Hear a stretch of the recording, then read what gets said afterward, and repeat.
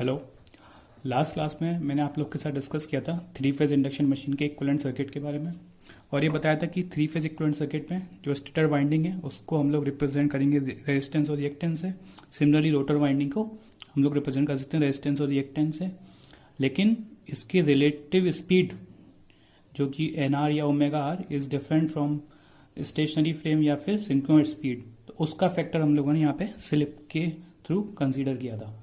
ठीक है, अब मैं आप लोग को बताऊंगा कि इस rotor equivalent circuit, rotor side के इक्विवेलेंट सर्किट से कैसे टॉर्क इक्वेशन निकाल सकते हैं सिंपल तरीके से, और बहुत इजी है डायरेक्ट फॉर्मूला बेस्ड क्वेश्चन करने के लिए। तो देखो, इस इक्विवेलेंट सर्किट में जहाँ स्लिप का फैक्टर केवल फ्रीक्वेंसी वाले कंपोनेंट में मल्टीपल हो रहा है, जैसा कि मैंने लास्ट क्लास में बताया था कि x2 और e2 के साथ स्लिप का फैक्टर मल्टीप्लाई हो रहा है। अब सपोज इस वाले फैक्टर को अगर मैं रिड्यूस करना चाहूँ तो ये दोनों फैक्टर पूरे कंप्लीट इक्विवेलेंट सर्किट में R2 के साथ रिप्रेजेंट कर सकता हूँ, जैसे कि मैंने यहाँ पे किया है। अगर मैं पूरे कंप्लीट सर्किट की बात करूँ तो I2 is nothing but SE2 by R2 plus SX2, या फिर मैं बोल सकता हूँ I2 is equals to E2 by R2 by S plus X2। दोनों सेम है, कोई डिफरेंस नहीं है। मेरे पास ये वाली इक्वेशन जस्टिफाइड है। अब इस रोटर साइड के इक्विवेलेंट सर्किट से मेरे को टॉर्क इक्वेशन निकालनी है। सबसे पहली चीज, टॉर्क पावर जो होती है हमारी एक्टिव पावर, वो multiplication of speed and torque. यहां से मेरे को टॉर्क कैलकुलेट कर सकता हूँ, torque is equals to power by speed. ये जो एक्टिव पावर है वो किस पार्ट का, किस कंपोनेंट के थ्रू है, इस रेजिस्टेंस के कंपोनेंट के थ्रू। तो इस एक्टिव पार्ट को अगर मैं इस रोटर सर्किट के रेजिस्टेंस के फॉर्म में लिखना चाहूँ तो कैसे लिखूंगा? सबसे पहले थ्री फेज, क्योंकि पर फेज का इक्विवेलेंट है थ्री फेज के लिए 3 into I2 square into R2 by S. तो जो मेरी एक्टिव पावर है वो यहाँ पे इन दोनों के वो मेन रेजिस्टेंस पार्ट को ही डिनोट कर सकते हैं। रिएक्टिव पावर X2 से रिप्रेजेंट की जाएगी, और क्योंकि यहाँ पे जो टॉर्क डेवलप होता है वो एक्चुअल पावर से होता है, तो उसके लिए P is nothing but 3I2 square into R2 by S और ओमेगा जो पहले से था। इस इक्वेशन में, इस कंप्लीट सर्किट में I2 क्या है? E2 by R2 by S plus X2, simple. या फिर इसको Z से रिप्रेजेंट कर सकते हैं, I2 is equals to E2 by Z। Z is nothing but, क्योंकि रिएक्टिव कंपोनेंट है R2 by S into whole square और अंडर रूट। मेरे को यहाँ पे I2 की वैल्यू पता चलेगी, इस I2 को मैं यहाँ पुट करूंगा तो मैं डायरेक्ट टॉर्क की इक्वेशन कैलकुलेट कर सकता हूँ।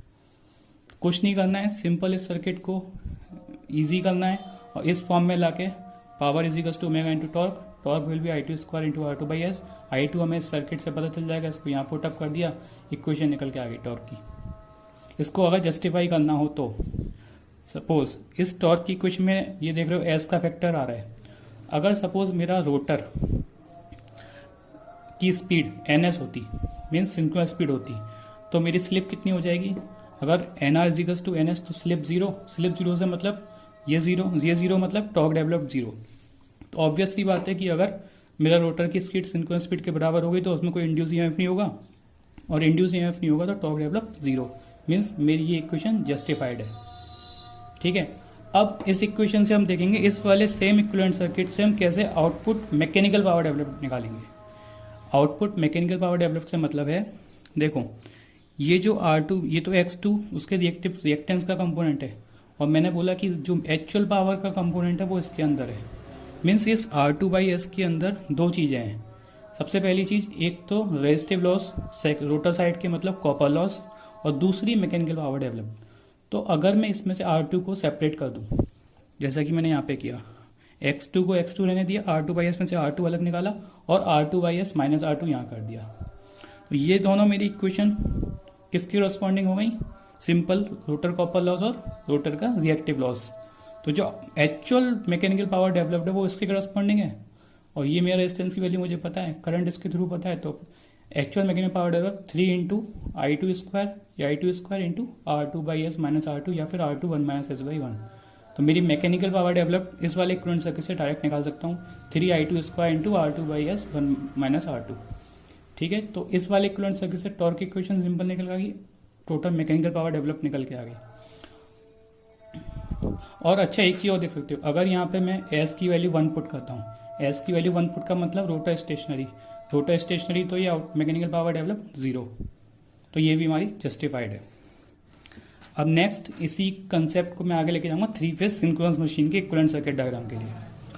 मैं इसका कंसेप्ट आपको बता चुका हूँ 3 फेज सिंक्रोनस मशीन का। स्टेटर वाइंडिंग होती है, रोटर को हम लोग शॉर्ट करने की बजाय यहाँ पे डीसी सप्लाई देते हैं।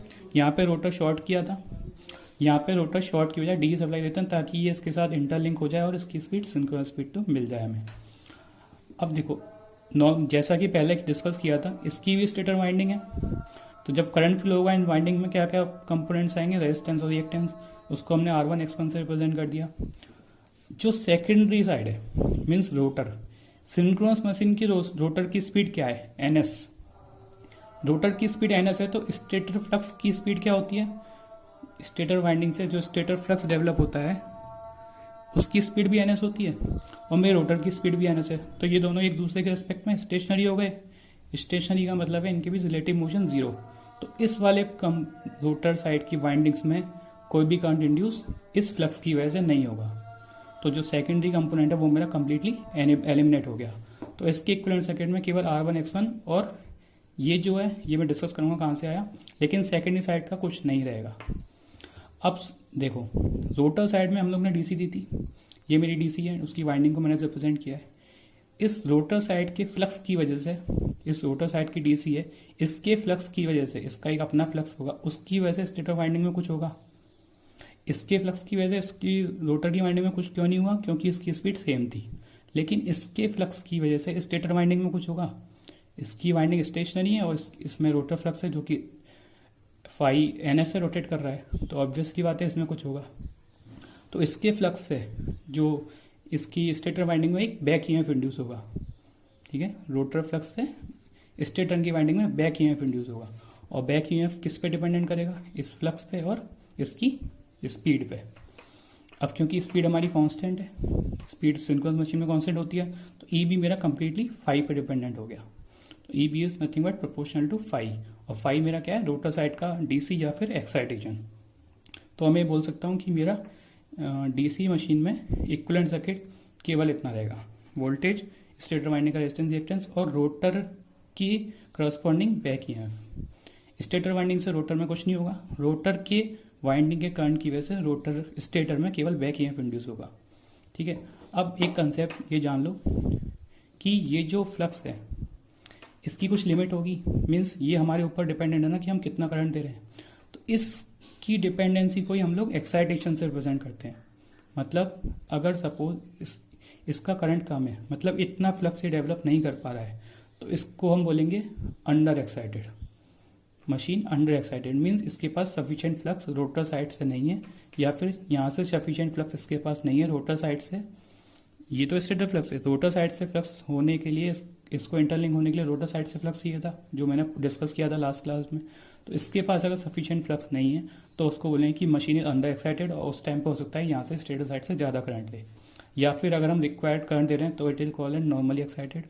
लेकिन एक कंडीशन ये हो सकती है अगर हम लोग यहाँ पे ओवर करंट दें। ओवर करंट देने से मतलब है ये फ्लक्स ओवर लिमिट हो जाएगा, या फिर इसको बोलेंगे हम ओवर एक्साइटेड। तो सिंक्रोनस मशीन मेरी ओवर एक्साइटेड होगी। उस टाइम क्या होगा, ऑलरेडी यहाँ पे स्टेटर फ्लक्स है, रोटर की डीसी की वजह से एक रोटर फ्लक्स भी डेवलप होगा जो कि ओवर एक्साइटेड मीन्स उसकी वैल्यू इसके रिक्वायरमेंट से ज़्यादा होगी। उस टाइम क्या होगा, ये मशीन मेरा एक्सेस ऑफ रिएक्टिव पावर देने लग जाएगी, क्योंकि इसको रिक्वायर्ड रिएक्टिव पावर से ज़्यादा रिएक्टिव पावर होगी। तो ये मेरा क्या बन जाएगा, एक कैपेसिटर बन जाएगा। कैपेसिटर क्या करता है, रिएक्टिव पावर डेवलप करता है। तो over excited synchronous machine at no load becomes a capacitor. ये इंपॉर्टेंट क्वेश्चन है, क्विज वाइवा इंटरव्यू में पूछा जा सकता है। तो over excited in synchronous machine में फ्लक्स की रिक्वायरमेंट से ज़्यादा फ्लक्स होता है, तो वो फ्लक्स डेवलप करने आता है। यहीं से मैं बोल सकता हूँ कि अंडर एक्साइटेड के लिए फ्लक्स की रिक्वायरमेंट कम होगी, तो it will take reactive flux, तो it will become as inductor. तो over excited synchronous machine at no load is capacitor. Thank you.